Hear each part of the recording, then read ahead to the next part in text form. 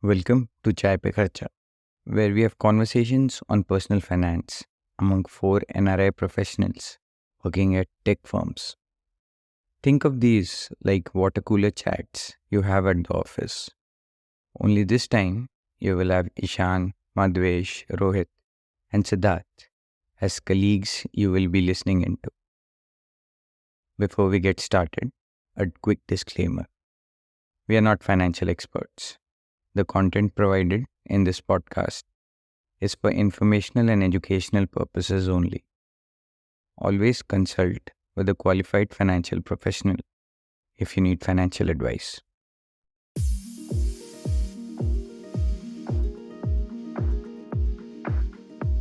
Great. Welcome everyone to another episode of Chai Pe Kharcha. I'm your host Rohit, and with me today we have Siddharth, Ishan, and Madhvesh, and a very special guest today. We want to welcome Avinash Mehta. He is a certified investment professional based out of Nagpur, India. He is founder of Big Capita and specializes in advising NRIs. He has been leading his own firm for the last 5.5 years. And before that, he also worked with Axis Bank as a private wealth manager for ultra high net worth clients. And he has completed his PGDM in finance from IMT Ghaziabad. Welcome, Avinash. Yes, thank you so much. Thank you for having me here. Awesome. Great to have you. As we were talking earlier, what we try to do in this podcast is bring a layman perspective and an expert perspective together on different topics that might be of interest to NRIs specifically, but to the broader community in general as well. We keep it very interactive, very lightweight. Hindi, English, everything goes. We'll talk about a few very interesting topics today. We'll ask questions and we'll rely on your expertise and your experience to help us learn a little bit about investments and about how to manage your money, how to manage finances, and anything that we can learn from you, or any questions that you might have for us in terms of how we do things on our side, and maybe what are we doing right and what are we doing wrong. So I'm really looking forward to the conversation. Let's just learn about you individually. Avinash, tell us a little bit about what you have been doing, your own investment journey, and your history of running your own advisory firm. Yeah, so I have been investing since I was in IMT Ghaziabad because I thought that कि जो पढ़ा रहे हैं उसी को implement if you do it in live markets, I think the learning is better. So that is how it all started. And it has developed, and subsequently I ended in a bank, spent 1.5 years there in wealth management division called Burgundy. So the experience there was that the advisory that a bank does, or that is there. I think वहाँ से एक ये मिला outlook कि if you manage someone else's wealth privately versus if you manage someone else's wealth in a bank, there's a huge difference in terms of the advice that is there. So subsequently, I left Axis Bank and started my own firm, Big Capita. It's been around 5.5 years now. So I have been fortunate enough to get associated with investors across geographies, across different professions, across different cultures. So it has been learning in a sense. 5.5 years भी learning में ही गए हैं, and hopefully आगे भी learning he. And it's been a fulfilling experience in terms that I can now suggest and help with solutions that I think is correct for the investor rather than somebody else pushing me to push a particular product, because that is the truth, Really? right? Nobody can deny that. Bank में there are specific targets and stuff, so it happens. It is fine. But यहाँ पे I have that freedom that whatever I advise and whatever I find good for the Mhm. investor in all terms, be it liquidity, tax, etc., Right. other aspects, I will suggest to the investor, and then it is the investor's discretion how to proceed and what to do. But I have a mental peace on my side that I am suggesting the right product to the investor. Got it. Yeah. Yeah, I think that distinction has come up a couple of times on our podcast earlier, and I definitely find value in engaging. Like, I've myself worked with advisors who are independent versus wealth managers and relationship managers who are part of like a private bank or some other institution. And the experience that I've personally received in terms of quality of advice, in terms of just like the general sales pitches that you end up getting ultimately.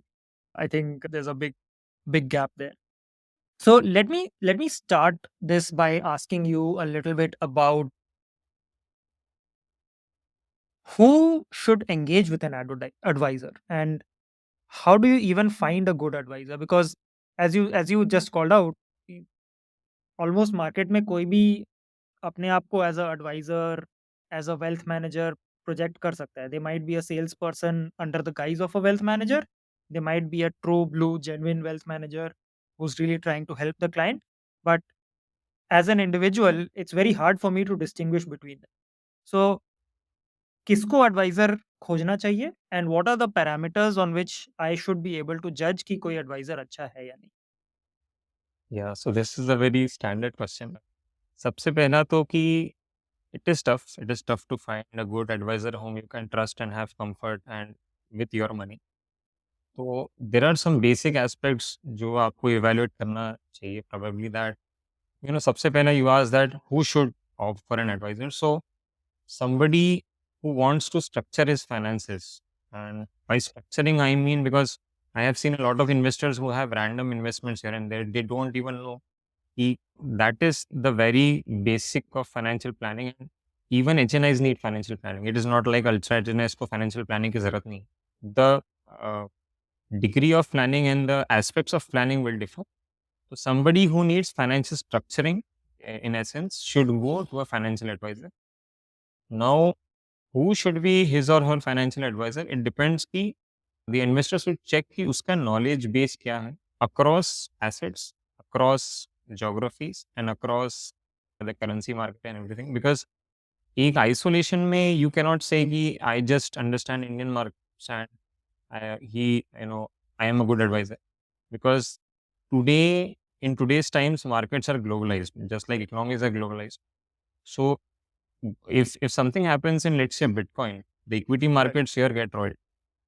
So you cannot distinguish and say कि मेरे को Bitcoin नहीं समझता, I understand only India, I don't understand Singapore. So I have heard one year podcast earlier, Aditi के साथ हुआ था.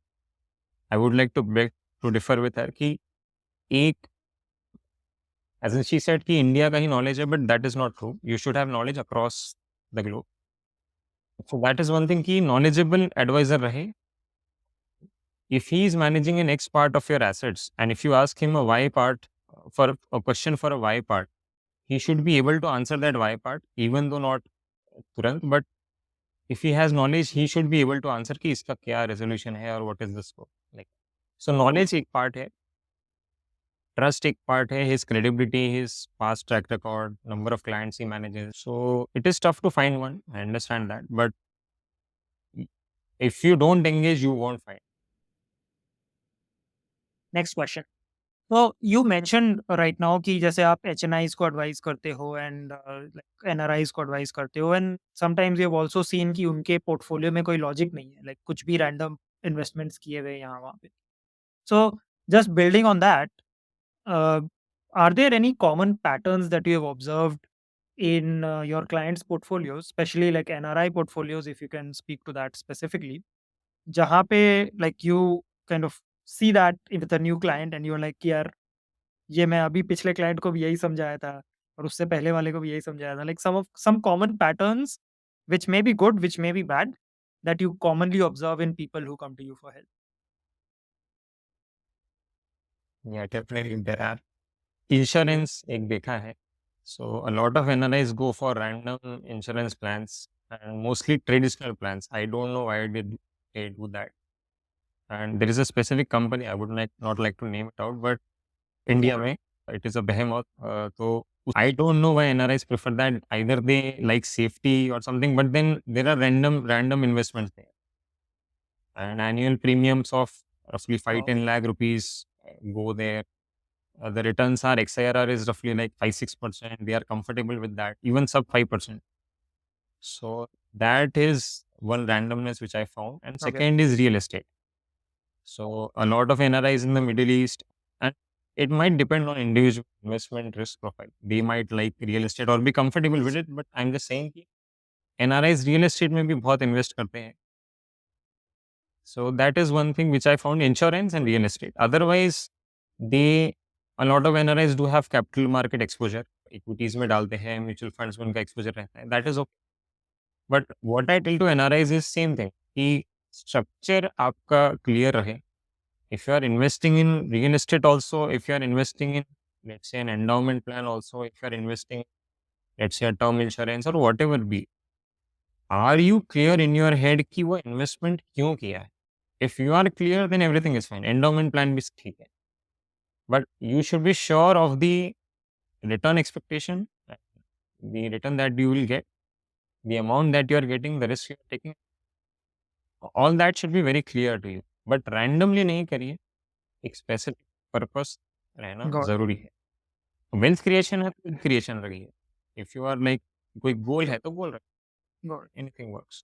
For people who might not know, do you want to quickly and briefly explain the difference between a traditional endowment plan and a term plan? Dictionary definition is कि you pay a premium to the life insurance company. If something happens to you, you get the sum assured, right? That is the very very basic definition. इस definition में एक ही product follow करता है, term insurance.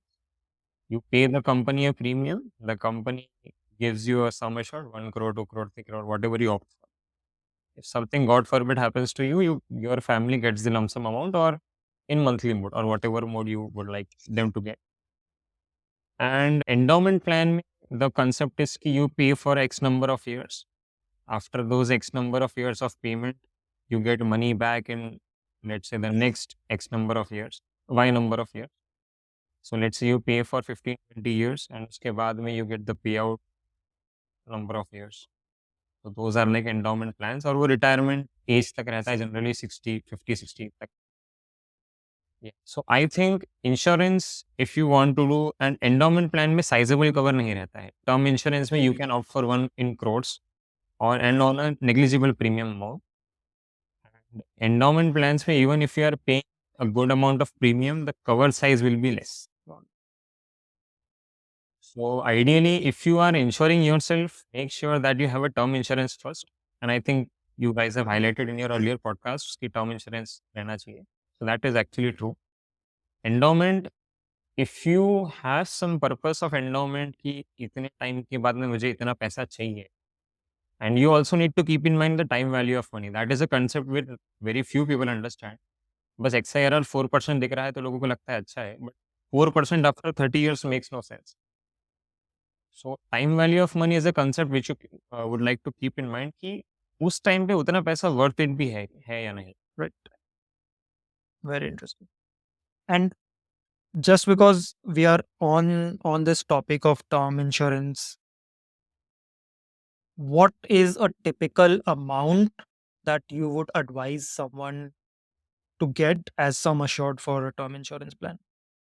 10 times of the income. Mhm. This is the thumb rule. And with liabilities, plus liabilities, if any. This is the thumb rule. But ideally, if you are young, you can opt for a higher amount of cover because अगर वो मिल जाता है because your premium gets locked as a fixed. So अगर वो मिल जाता है थोड़ा ज़्यादा भी, I think And this does is this good. rule apply equally to resident and non-resident Indians? No, in case of NRIs, the calculation will differ in the sense कि let's say the NRI income abroad is 1 crore. When he comes to India, the income reduces because mark to market फर्क पड़ता है. In terms कि यहाँ पे job market क्या है. Let's say NRI comes here, and I have seen cases. Let's say NRI comes here, उसका salary and taxation भी difference है. So यहाँ पे आके suppose 70 lakhs income होगा. 70 पे you straight away subtract 30%, in hand is roughly 50 lakh. So वहाँ का 1 crore पे in hand would be like 80 lakhs or something. Singapore में I think it would be roughly 90 lakhs. So यहाँ का 50 lakhs in hand, there 90 lakhs in hand, there is roughly 40%, 45% difference. So 10 times on the income most likely जो India में उसका रहेगा, that is the base case scenario. If he thinks कि मैं अभी NRI हूँ and मेरा income अच्छा है and I can opt for higher cover, which he definitely can, he should take it, he should take that. But commensurately premium भी बढ़ेगा. So he should also think कि premium मुझे payment करना India में फिर Right. Possible रहेगा या नहीं. That becomes And and the and the time frame जिसके लिए वो इंश्योरेंस ले रहा है. makes sense. Okay. Last question on insurance, and then we'll move on to another topic. Should an NRI consider an insurance plan in India or in the foreign country or both?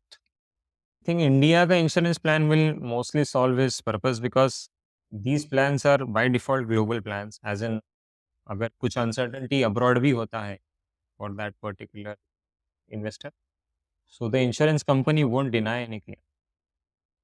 So let's say he takes the insurance in India, he lives in, let's say, US, and so the insurance company here will only ask for specific documents which are, you know, dependent on that economy as in that country, like some certificate from US or whatever. जैसे यहाँ पे India में death certificate होता है, वहाँ कुछ और होता हो. So वो specific documents लगेंगे, but then the company will pay out the. So it is like a global cover, and mostly his insurance here should solve his purpose. If he says कि मैं यहाँ इंडिया आऊँगा ही नहीं and I am very sure that I'll stay abroad, then he may opt for one there. But he should be very sure कि because वो insurance, let's say you take from a Prudential, you come to India, Prudential का यहाँ office नहीं है. Okay. Right. So that operational hurdle, if you can be comfortable with, and if you have somebody there who can do the ops part, claims part and stuff, then it makes sense. But Yes. अगर आप India आ गए कुछ reason से permanently and your insurance is of Prudential, mm, I don't know how many people understand the ops Right. part there. I think that's a very important distinction, and it basically depends on how you're planning. Because I can go to an ICICI, office here and say कि मेरा insurance है, Yeah. मुझे ये बताओ, वो बताओ. I cannot travel to Singapore का Hmm. Prudential and say कि do this and do that, because after you, the claim responsibility is on your relatives, right? So you need to keep that in mind. Yeah. The operational part is What is the least hassle for them to obtain that claim, basically? right. Got it. Yeah, I think that's a great insight. All right, cool. So earlier you mentioned that like one of the things you often find yourself repeating is कि आपके investment plan में एक logic होना चाहिए, purpose होना चाहिए, right? Like आप endowment plan भी ले रहे हो तो एक क्लियर रीजन होना चाहिए and then even endowment plan is fine. So continuing on that theme, what are some pieces of advice that you find yourself repeating most frequently with your clients and specifically NRIs, if you can talk about that also? Yeah. The same thing actually. Because see, मतलब वही है across investors, as in across NRIs, आप NRI बोल लो या resident बोल लो, everybody is human being. तो उसमें एक ही चीज़ ये होता है कि structure, I tell my investors, all investors, की स्ट्रक्चर रखिए एंड वेल्थ क्रिएशन है तो वेल्थ क्रिएशन रखो. एंड सेकंड थिंग, एनआरआईज में the one concern that is always there is that he or she might not stay in that job or even change geographies or come back to India. ये concern हर बार रहता है NRIs. उसके accordingly I tend to focus more for NRIs on the liquidity part, कि जो भी उनका एसेट रहे, जो भी उनके इन्वेस्टमेंट्स रहे, they should not be illiquid. And if he or she needs some amount there suddenly, if they are changing geographies or if they are coming back to India or whatever income differential is there, then liquidity should be there enough so that those things are taken care of. Otherwise, if you end up in an asset जहाँ पे liquidity issue है, and again taxation भी एक matter है, because let's say Middle East में there is no country specific taxation also and there is no global taxation also. So Singapore में there is country specific taxation but there is no global taxation as in investments in global assets. India में there is taxation in India and also on global investment. So taxation consideration is very important. Liquidity consideration is very important. Geographical consideration is very important. DTAA you should understand, double taxation avoidance agreement. That is one thing which is very important. So all these aspects need to be considered specifically for NRIs. And yeah, so depending on that, the investment option is, and the you know coming back to Yeah. India is one point. Geographical switch किया तो दूसरा point है. So all these need to broadly be considered. And currency, yeah, I forgot that. Currency भी एक matter है कि currency depreciation and all that also needs to be considered for arriving at a particular final investment. I'll just interject to let the listeners know that there is a YouTube channel where Avi has videos on a lot of these topics, short videos. So that, and we'll put that in the show notes. That can be accessed for concept understanding, like DTW. Absolutely. Thanks for calling that out. I've seen a couple of those videos. I think you explain the concepts very clearly and very simply. So thanks for running your channel, Avi. All right.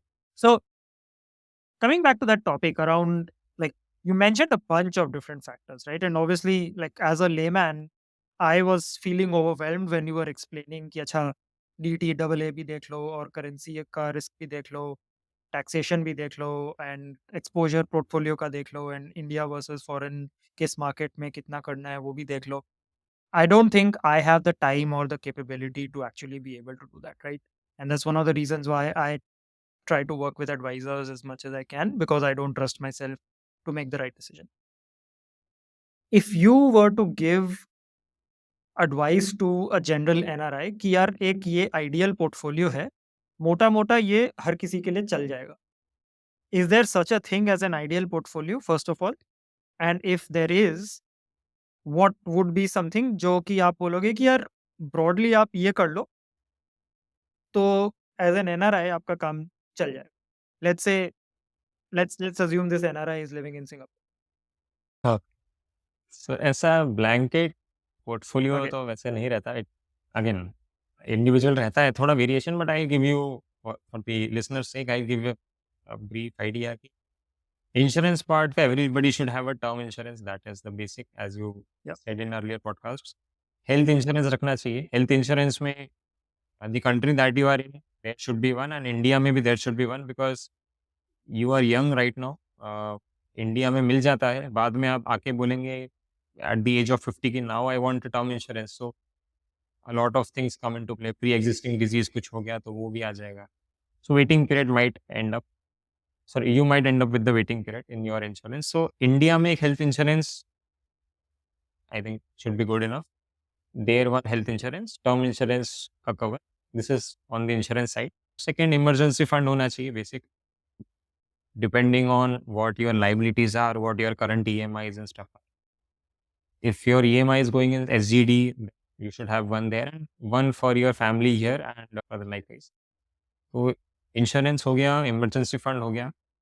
Then comes कि जो goal based investments आपके हैं, then if you are married, if you have kids, तो उनके लिए कुछ अगर आपका specific investments है, which are continuing and which you aim not to touch till their goal gets reached, वो एक चीज़ होना चाहिए. And after that, if all these three things are met, then you can go for wealth creation part. You have surplus amount now. Do I deploy and how do I make maximum return? So yeah, so this is a broad, structure which they can follow. भी इसमें थोड़ा सा complexity यही आएगा कि products करने हैं. Where should they invest so that they get the maximum tax benefit as in post tax returns, maximum return. And yeah, so this is the broad structure on which they can. This is the end of part 1 of the episode. We will continue next week with part 2. Thank you for listening in and stay tuned.